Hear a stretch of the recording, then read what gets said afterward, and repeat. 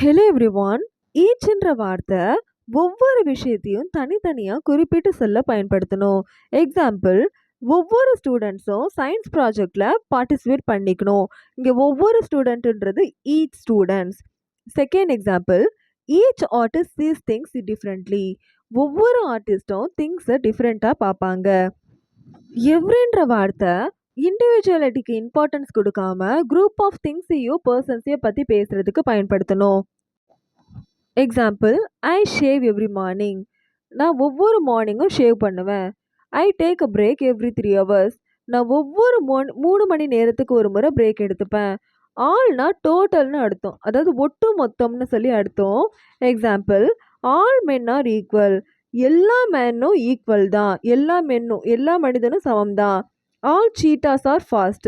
எல்லா சீட்டாக்களும் வேகமானவை. அப்போ ஆல்னா எல்லா